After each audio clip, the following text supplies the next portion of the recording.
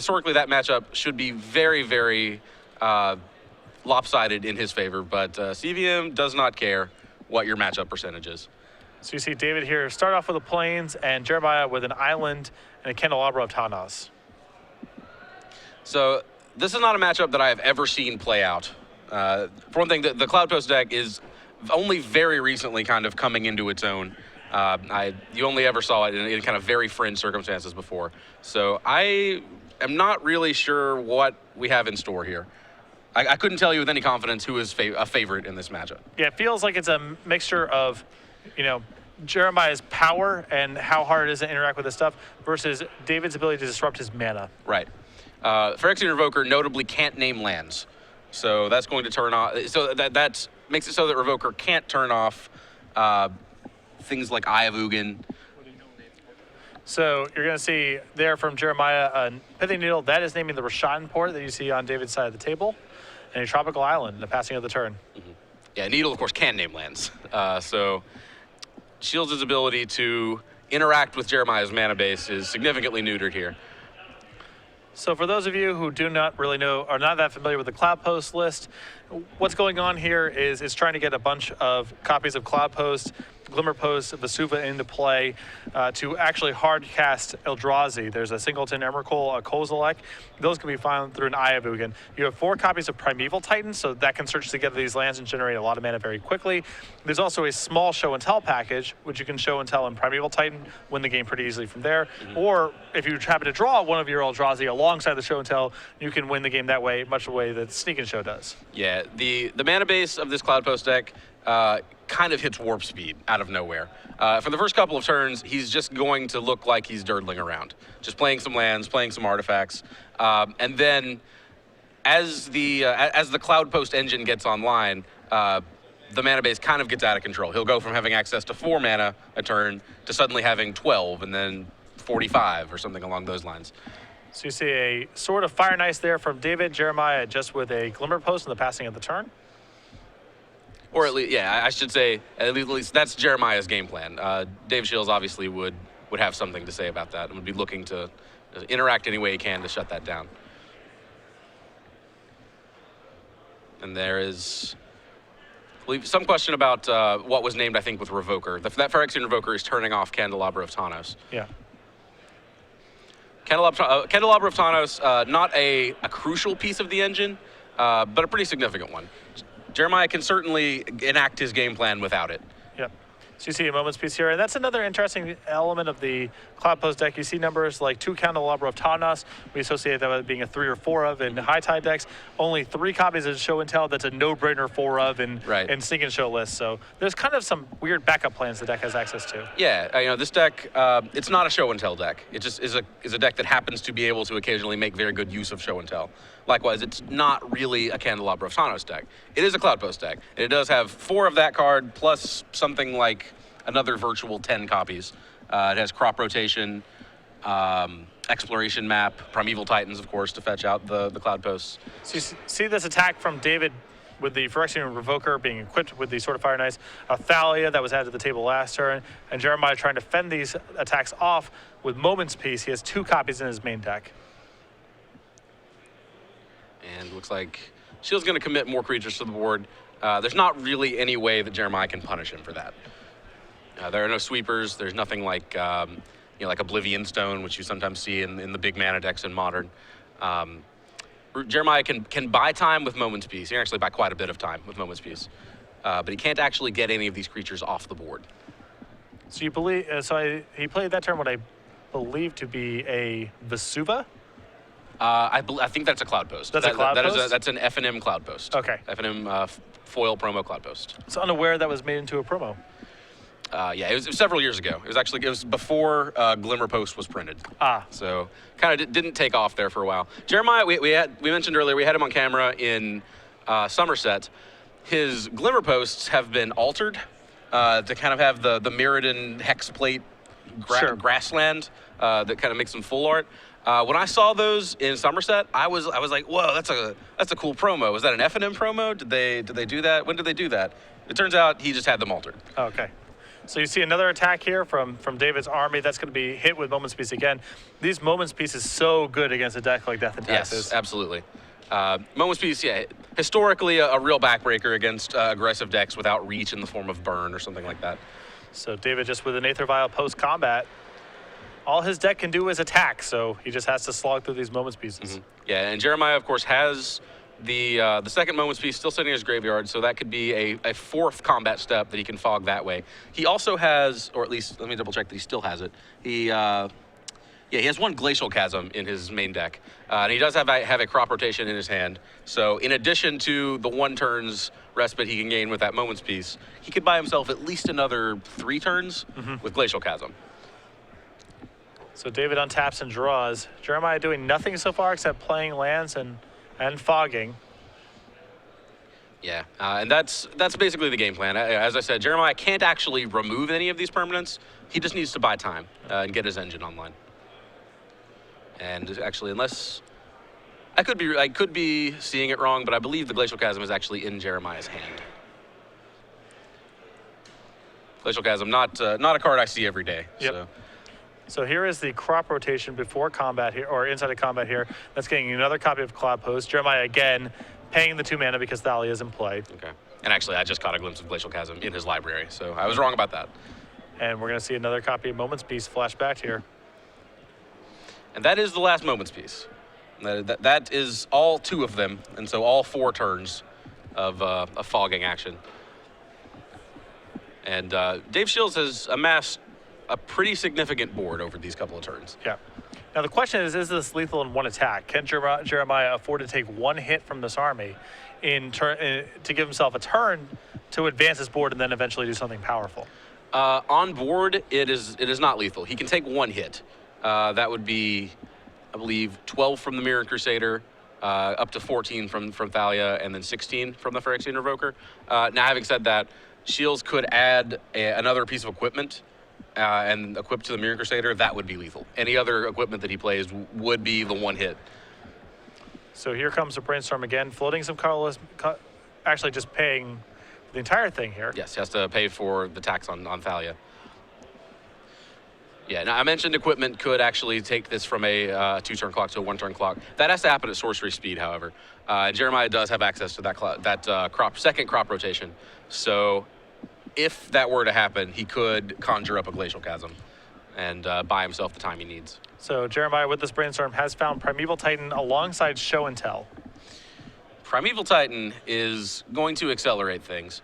However, Jeremiah currently only has access to 1 green source. He could, however, Show and Tell the Primeval Titan into play. True. With Primeval Titan with its alternate cost of 2 and a blue. So Jeremiah trying to figure out how he wants to proceed here. Yeah, a lot of options. He has a Repeal in his hand as well. Okay, so he could actually repeal the Phyrexian Revoker and then use his Candelabra. I believe he is at the point where he would net mana by doing that. It would cost him 3 mana to bounce the Revoker, and then 2 more to actually activate the Candelabra, but he would gain 6. Well, it's 4 mana to bounce the Revoker because the Thalia is in play. Sure, yeah, the Thalia. Okay, so the Thalia actually makes that just a break-even play unless he adds another Locus to the board. On the other hand, it does get it off the board, so there's something to be said for that. So there is a Repeal. And we're not clear on what it is targeting just yet. A lot of good targets on the board, actually. I imagine if he's doing it right now, he's probably going out of the Phyrexian Revoker. Yeah, I would think so. It's also possible that getting Thalia out of the way actually allows him to cast a sequence of spells as well. And Shiels, not a lot of gas in hand. We do see that Stoneforge Mystic, so if Jeremiah lets his guard down, Shiels could actually Stoneforge up Anumazawa's Jitte and win the game in 1 sweep. So you see there, the Candelabra is being activated for 3.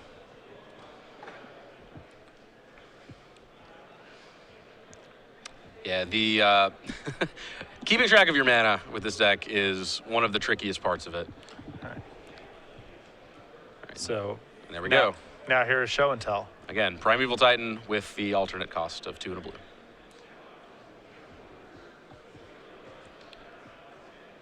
And that leaves one land untapped. We don't know if Jeremiah perhaps has some mana in his pool, but just the one land untapped does not provide him the insulation he needs to use crop rotation. Yeah. So that's going to be Primeval Titan versus Phyrexian Revoker. And I imagine there's no mana floating right now because he had to play the Cloud Post tap for 3, and he needed the extra mana to push through Thalia's cause. Extra tax on it. Okay. So kind of exposing himself here. Shiels can clear away the Primeval Titan with Swords to Plowshares. However, the 6 life does make a difference there in terms of how that changes the clock. At least I think it does. Not only the 6 damage, but just the 2 lands from Primeval Titan may be enough to set up a kill next turn. That is true. Set up a kill next turn, and actually he can gain some life with it as well. He could fetch up some Glimmer Posts. If you fetch 2 Glimmer Posts, that's 10 life that he would gain, which is more than enough to put himself out of range. So the Phyrexian Revoker that David put into play off of the show and tell, that is naming Candelabra once again. Sure. I think we suspected as much. There's really not another good card to name in this matchup. He does have Expedition Map, but of course if you're Shiels, you have to assume that he would have played one of those by now if he had it. He also does have 4 Senses Divining Top. So I guess those are reasonable cards to name, although in both cases, if Jeremiah had drawn one this game, it would be in play already. So Jeremiah really thinking about what's the second land here he wants to go get. And it looks like he's settling on 2 copies of Cloud Post. Mm-hmm. Yeah, I mean, this is a tricky spot. Normally, you don't have to lead on Cloud Post quite so heavily because you have access to Candelabra. But in this case, with the Candelabra turned off, you actually need all 4 of your Cloud Posts in order to make the mana necessary. You also have to worry about Wasteland. If you ration out just enough mana, say you get a Cloud Post and a Glimmer Post to give yourself a little bit of a life buffer. And then so you figure out you're going to have exactly this much mana. And then Wasteland comes along. Mm-hmm. Wasteland just completely disrupts that. Jeremiah kind of giving himself more mana than he needs, I think. Those Cloud Posts tap for 5 mana each. So he's going to untap with 24 mana, I believe.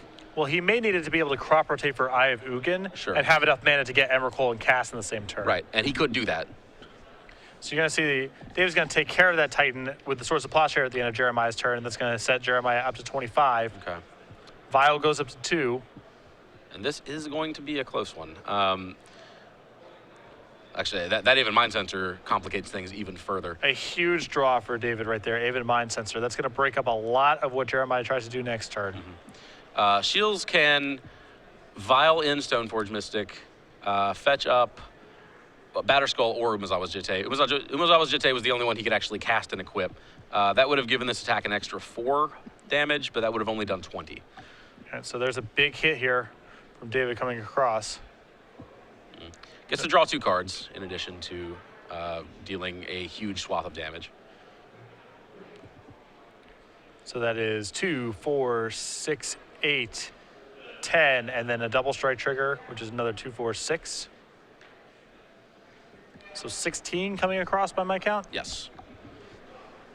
That's going to take Jeremiah down to 9. 16, 12 combat damage, 4 damage worth of Sword of Fire and Ice triggers, and 2 fresh cards. Of course, did not need the cards, has that, the Aven Mind Sensor there, which that's going to not turn off exactly, but more or less turn off the crop rotation that Jeremiah is banking on. Yeah. And if that crop rotation is intended to get Eye of Ugin, then Aven Mind Sensor is good even in that spot. So yeah, that's true. This would be a fantastic moment. I would love to see. And actually, he just drew the Emrakul. Okay. Never mind. Yeah, no worries. Had it. There's a hard cast Emrakul. Okay. Well, that simplifies things. And again, this is a hard cast. This isn't through show and tell. So that Caracas provides David no defense. Yeah. I was really hoping to see him actually crop rotation, Mind Sensor come down, find it in the top 4, find Eye of Ugin, activate it, find Emrakul in the top 4. I wanted to see some fireworks. I guess I'm seeing fireworks anyway. And so Jeremiah announces the trigger. He's going to untap and draw. Mm-hmm. Dave Shiels does have a Caracas, but that doesn't really help you against an Emrakul that can simply be re-hardcast. Yeah, in theory, Caracas plus Emrakul is something Jeremiah's deck is trying to do. True. Yeah, Jeremiah does have a Caracas of his own. So after this attack, we may actually see him go for that to try and set up an infinite turn loop. Now Shiels can interact with that. Yeah.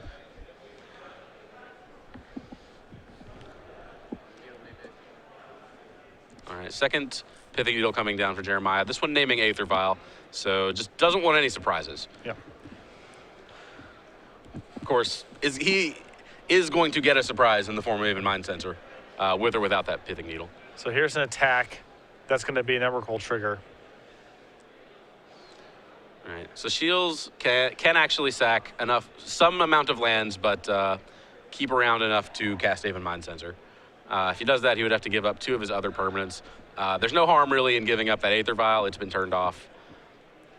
But he actually wants to hold on to all of his creatures at this point. So we'll see momentarily. Imagine David's going to lose some of his mana here. He's still attacking for lethal on board.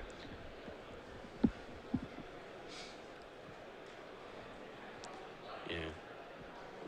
Pretty complicated decision here. A lot of things to consider. It's interesting that Shiels did not activate his activate his Vial in response to Needle. That would have given him an additional permanent that he could afford to sacrifice. Of course, the way that happens, you don't actually know what has been named until it's too late. Yeah. So he might have been assuming that, I don't know, Sword of Fire and Ice perhaps, or Caracas was going to be named. Right. So David here trying to figure out how he wants to sacrifice. It looks like he's going to lose his Vial. At least 2 of his lands. Mm-hmm. Have to assume, yeah, okay. He's going to sacrifice that Flagstones of Trocaire as well, which is going to leave him with an extra land, although he won't be able to use it this turn.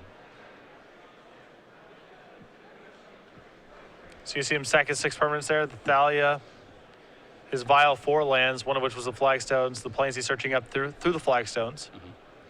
And this could be a spooky turn.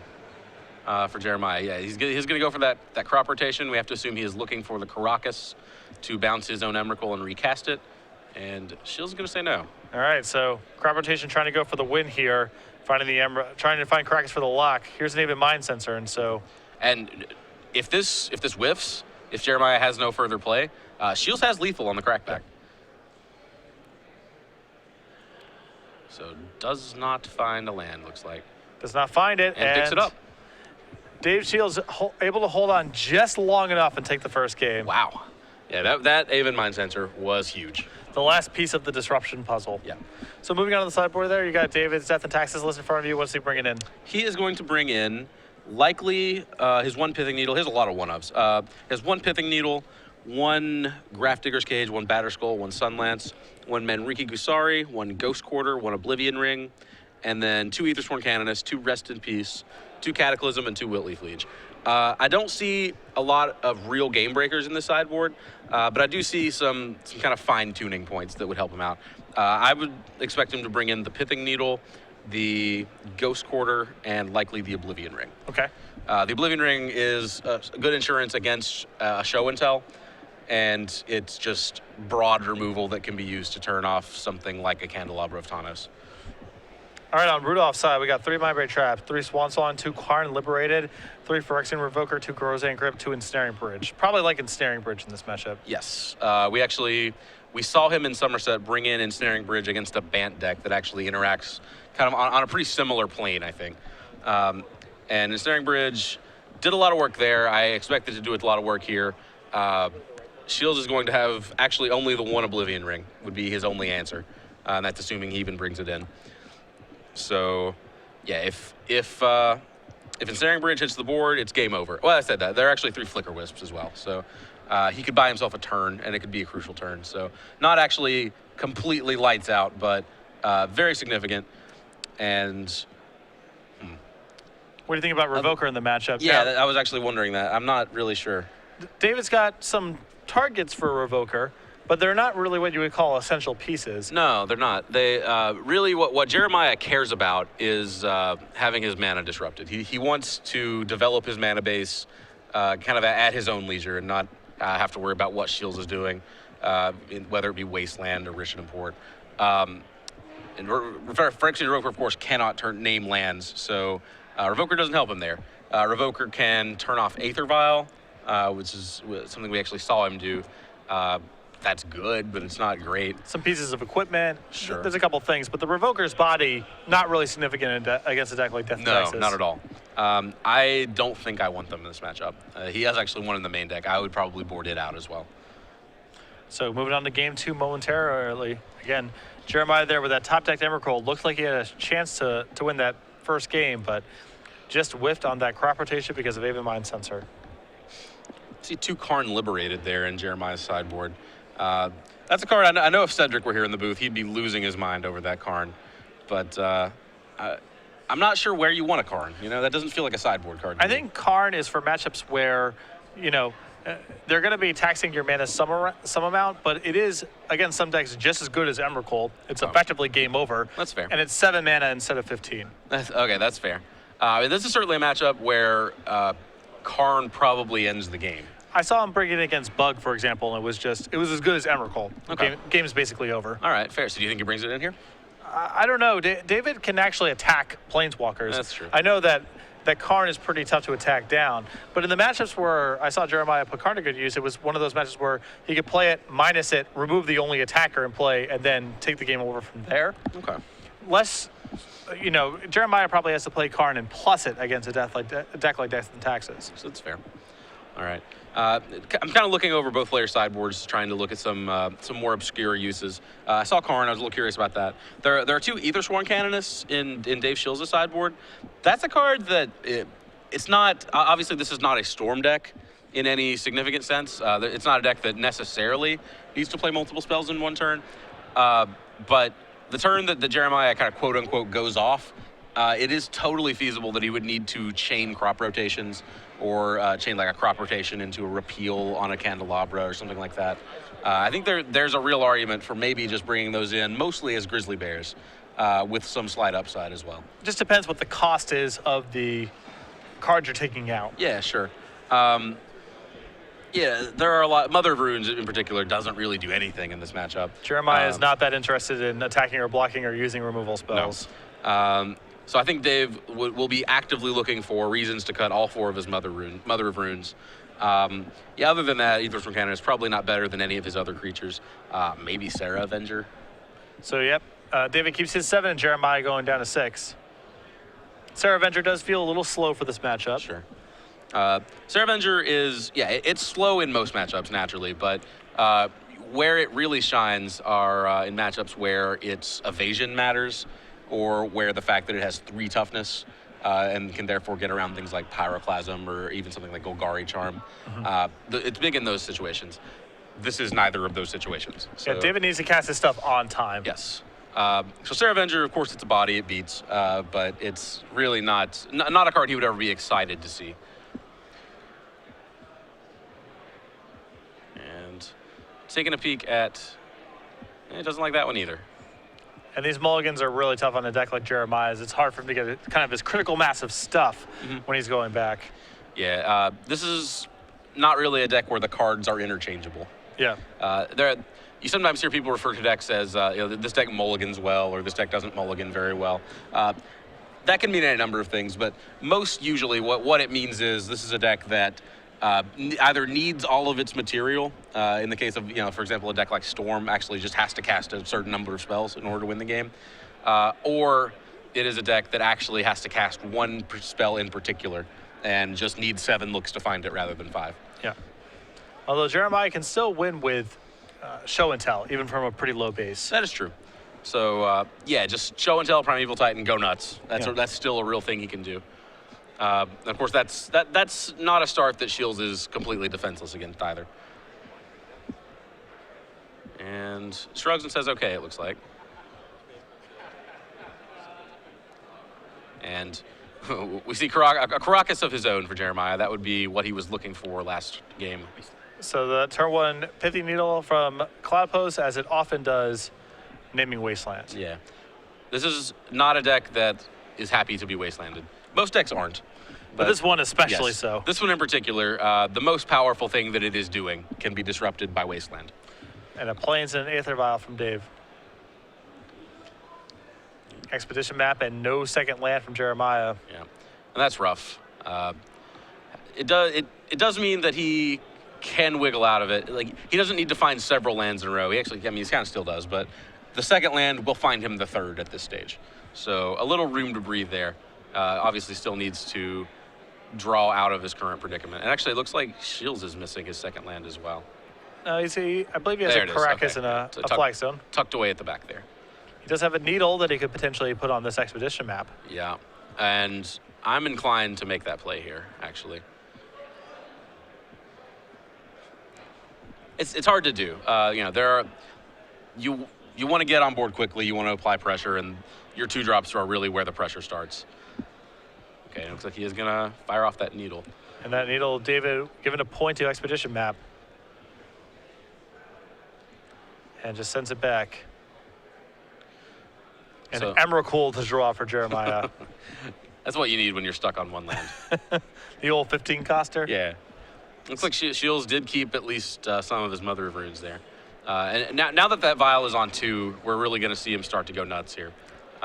Basically, Vial at its best in this game is really demonstrating why Vial is a card that continues to see play and kind of be an archetype into itself in Legacy. Just the ability to cast 2 things a turn. Yep. So Mother of Runes attacks. Ghost Quarter the draw for David here. Vial set to 2, and a lot of 2-costers, a lot of resources to work with. Dave's going to play his Ghost Quarter here. And that is a fantastic Ghost Quarter. Jeremiah does have some basic lands, but they're not the ones he wants. And Shiels is not in a hurry to activate that Ghost Quarter, but if this game progresses even to the point where Jeremiah can start to get back into it, the Ghost Quarter could shut him back out.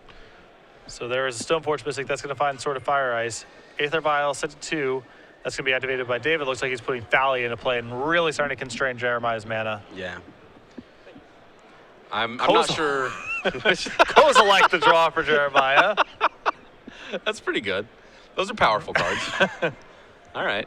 This would be a good show and tell if it ever comes along. The first Eldrazi is insulting enough in this scenario. Do we really need the second one?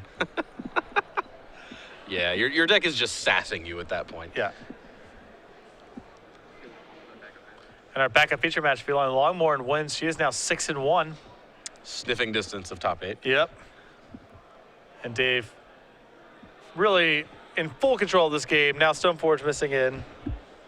The Sword goes on Mother of Runes. Jeremiah's going to bounce the Thalia with the Caracas, but Dave's still coming across for 5 points of damage. Yeah, the Caracas Thalia interaction is a little peculiar. You know, you basically port down a Caracas every turn by putting Thalia back into play, but spend more mana than you would like it to do that. So Jeremiah with no play. Dave with at the end of the turn, Vials and Sarah Avenger. Yeah, Jeremiah is still stuck on 1 land, so Thalia not so important. Dave would just rather get some extra pressure in the form of Sarah Avenger. And here's attack for 1, 2, 3, 4, 5, 6, 7, 8, 9 points of damage after the sword trigger. So lethal in 1 more turn. Yep, no permanents, no land. Well, some permanents, but that needle is set to wasteland, but doesn't really matter too much. Jeremiah going to tap his mulligan to 5. Did not give him nearly enough resources to work with, and Dave Shields advances to 6-1. Also now within striking distance of the top 8 with Death and Taxes. Yeah, this is shaping up to be a spicy top 8. And that was a great demonstration of what Death and Taxes is capable of. If you look at the decks on paper, it doesn't look like Dave has many routes of interaction, and he has to slog through multiple main deck moments pieces as well. But somehow he's able to put just enough pressure and keep Jeremiah off his footing just enough to steal the games.